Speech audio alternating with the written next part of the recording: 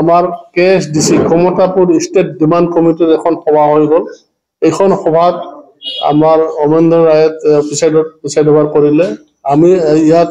বিভিন্ন সংগঠন আসাম বেংগল বিহাৰৰ বিভিন্ন সংগঠন ইয়াত উপস্থিত হৈছোঁ আৰু ইয়াত উপস্থিত হৈ আমাৰ কোচ ৰাজবংশীৰ বিভিন্ন সংগঠনসমূহ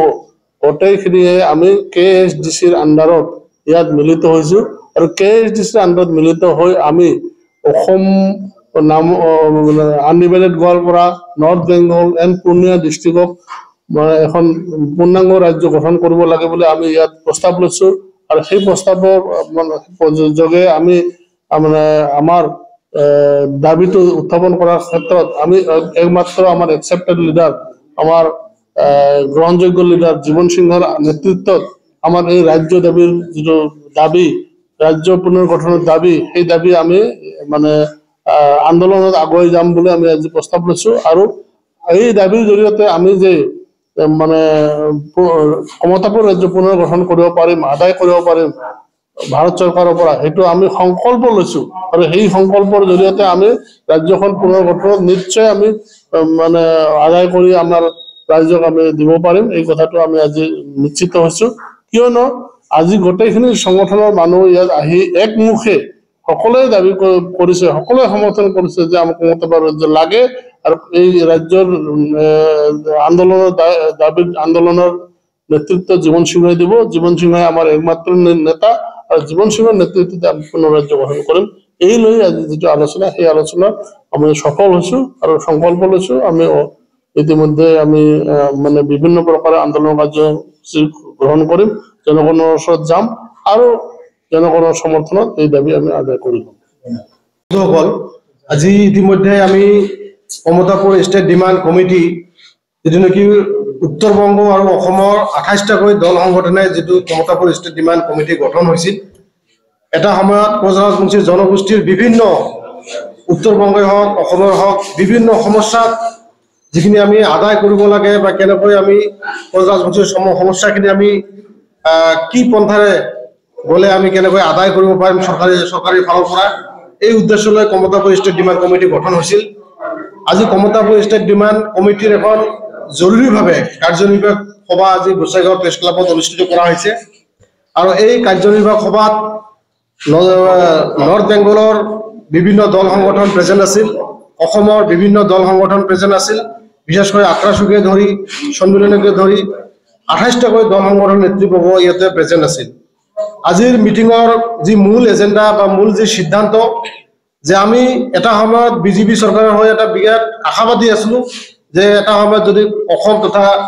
ভাৰতত যদি বিজেপি চৰকাৰ আহে নিশ্চয় কোচ ৰাজবংশীৰ যিসমূহ সমস্যা আছে বা যিসমূহ ডিমাণ্ড আছে লগতে জীৱন সিংহ ডাঙৰীয়াক যেনেকৈ ইনভাইট কৰি পিছটকৰ যিটো এটা প্ৰচেছ আৰম্ভ কৰিব লাগিছিল আমি বিৰাট এটা আশাবাদী আছিলোঁ কিন্তু দুখৰ বিষয় আজিৰ তাৰিখতে কিন্তু কোচ ৰাজবংশী জনগোষ্ঠীৰ যিসমূহ দাবী যিসমূহ সমস্যা আৰু বিশেষকৈ জীৱন সিংহৰ যিখিনি শান্তি চুক্তি যিটো প্ৰচেছ আজিৰ তাৰিখত কিন্তু এটা লেহমীয়া গতিত চলি আছে আজিৰ তাৰিখত আমি এটা বাস্তৱ ৰূপত দেখা নাই আমি এতিয়াও আশাবাদী যেহেতু লোকসভা নিৰ্বাচনৰ পিছতেই আমাৰ নৰেন্দ্ৰ মোদী ডাঙৰীয়া তৃতীয়বাৰৰ কাৰণে প্ৰধানমন্ত্ৰী ইতিমধ্যে চৰকাৰ গঠন কৰিছে আমি আশাবাদী যে নিশ্চয় প্ৰধানমন্ত্ৰী ডাঙৰীয়াৰ যিখিনি কোচ ৰাজবংশী জনগোষ্ঠীৰ যিখিনি জনজাতিকৰণৰ প্ৰসংগত যিখিনি নিজেই প্ৰতিশ্ৰুতি দি গৈছিল অসমত আহি আৰু কোচ ৰাজবংশী জনগোষ্ঠীৰ যিসমূহ মেইন ইছ্যু কমতাপুৰ ৰাজ্য আৰু অসমৰ যিসমূহ জনজাতিকৰণৰ প্ৰসংগটো আৰু বিশেষকৈ আমাৰ জীৱন সিংহ বা কেএলৰ যিখিনি শান্তি চুক্তিৰ ওপৰত যিখিনি প্ৰতিশ্ৰুতি দিব লাগে বা যিখিনি ক্ৰাইটেৰিয়া ফলো কৰি কোচ ৰাজবংশী জনগোষ্ঠীৰ যিসমূহ দাবী সেইসমূহ ফুলফিল কৰিব লাগে নিশ্চয় আমি আশাবাদী আৰু যদি নকৰে নিশ্চয় আমি যিকোনো পৰ্যায়ত বা যিকোনো সময়ত যিকোনো কাৰ্যসূচী লোৱাৰ কাৰণে সাজু আছো আজি ইতিমধ্যে আমি বহুতকেইটা প্ৰস্তাৱ আমি সভাৰ সন্মতিক্ৰমে আমি গৃহীত কৰিছো যে কোচ ৰাজবংশী জনগোষ্ঠীৰ যিসমূহ বিশেষকৈ আমি দুখ আৰু পৰিতাপ এই কাৰণে ক'ব বিচাৰিছো যে আমি দেখিবলৈ পাইছো অসমত তথা ভাৰতত বিভিন্ন জাতি জনগোষ্ঠীৰ যিসমূহ এক্সট্ৰিমিষ্ট গ্ৰুপ আছিল বা এক্সট্ৰিমিষ্ট গ্ৰুপক যিসমূহে যেনেকৈ শান্তি চুক্তিৰ নামত আলোচনা কৰি ভাৰত চৰকাৰে বা অসম চৰকাৰে যেনেকৈ এটা সন্মানসূচক বা একটা পৰ্যায়লৈ লৈ গৈছিল চুক্তি কৰি লৈ গৈছিল কিন্তু এতিয়ালৈকে কোচ ৰাজবংশী জনগোষ্ঠীৰ বা যিসমূহ আমাৰ কেএলও আছিল কেএলও বৰ্তমান চেয়াৰমেন জীৱন সিংহ ডাঙৰীয়া যি ধৰণে পৃষ্ঠকৰ প্ৰচেছটো আগবাঢ়ি লৈ যাব লাগিছিল আজি তাৰিখত কিন্তু আমি বাস্তৱত দেখা নাই নিশ্চয় আমি যদি নকৰে যেহেতু 2026 আমাৰ অসমৰ নিৰ্বাচন আহি আছে